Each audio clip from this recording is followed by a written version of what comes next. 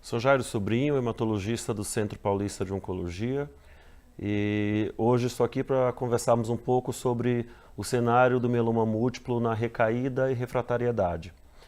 É sabido que com os melhores tratamentos, assim, tendo os tratamentos ideais, as chamadas drogas novas. Quando eu falo em drogas novas, não falo em talidomida. A talidomida já está ficando um pouquinho velha.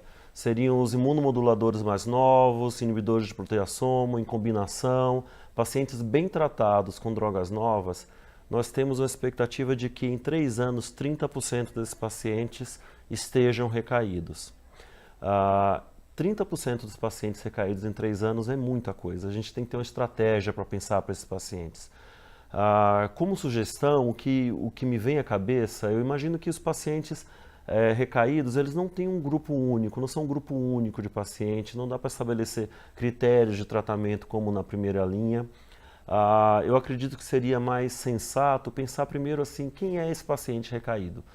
Que idade esse paciente tem? Ele tem comorbidade? A chance de um paciente, por exemplo, que tem mieloma recaído, tem uma neuropatia, é muito maior do que no início do tratamento.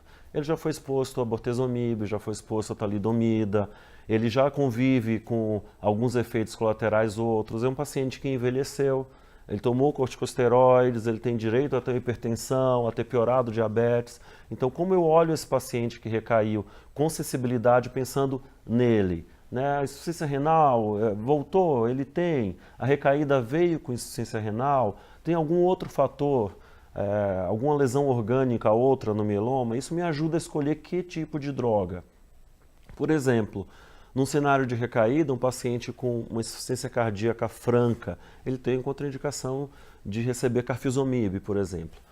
Um paciente que tem função cardíaca normal, que recebeu já a bortezomib por muito tempo, refratário, esse paciente tem uma alteração, um mieloma de alto risco, que teve uma recidiva agressiva, se tem histogenética, FISH feita, tem alteração de alto risco, esse paciente merece o carfilzomib ao contrário do outro.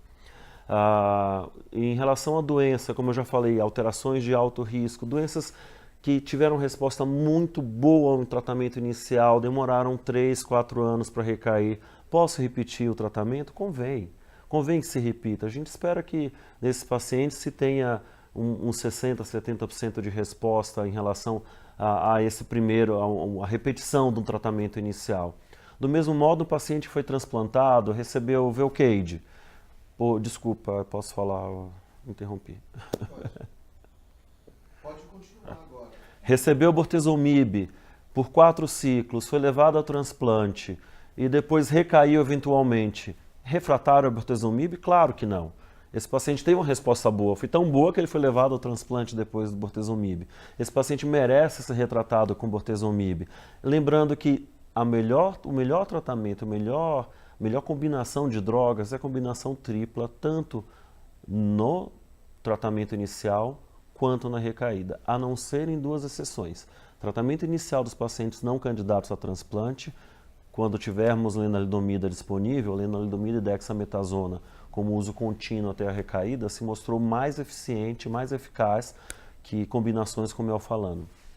E nos pacientes que têm aquela recaída que é mais bioquímica do que clínica, mais progressiva, que nós acompanhamos, sabemos que hoje a recaída é bioquímica, mas amanhã vai ser clínica. Eu quero bloquear, impedir essa recaída clínica, o que posso fazer?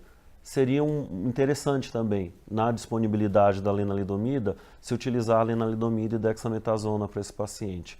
Nos outros casos de recaída muito rápida, recaída agressiva, nós temos que usar sempre combinação tripla, priorizar os agentes mais eficientes, né? Uma recaída muito agressiva, carfilzomib, tem anticorpos monoclonais chegando aí no mercado, daratumumab parece ter efeitos excelentes, tanto em monoterapia quanto em combinação. Elotuzumab também é feito em combinação muito bom. para os pacientes que têm uma recaída mais intensa. E lembrando sempre que o importante em mieloma é mais adicionar uma droga nova, continuar o tratamento, do que suspender tudo e trocar o tratamento atabalhoadamente. Porque a maioria das vezes o mieloma tem vários clones e você pode estar suprimindo um clone com aquele tratamento, o outro clone escapou, mas esse clone ainda precisa daquele tratamento inicial, ainda precisa daquela droga. Então você tem que usar de muita racionalidade. Na hora de escolher o medicamento também, existem outros critérios que não dependem só da doença e do paciente. O paciente mora muito longe, isso é uma realidade para o Brasil.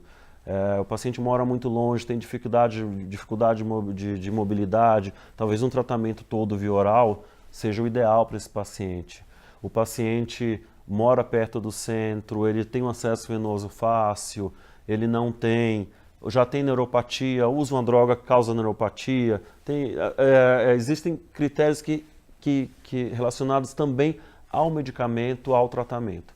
Então não existe uma receita de bolo, receita única para o tratamento do mieloma em recaída. Infelizmente no Brasil nós não temos disponibilidade de todos os agentes que se recomenda, né? São pelo menos 5 agentes considerados de excelência no uso, no tratamento do mieloma múltiplo. Eu poderia listar talidomida, lenalidomida, pomalidomida, bortezomib, carfilzomib.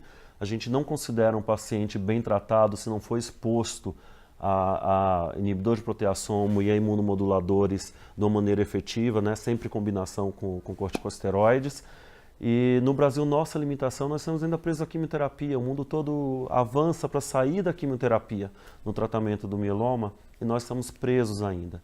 Então, sempre é importante considerar fatores do paciente, fatores da doença e fatores do tratamento na hora de escolher esse tratamento para recaída.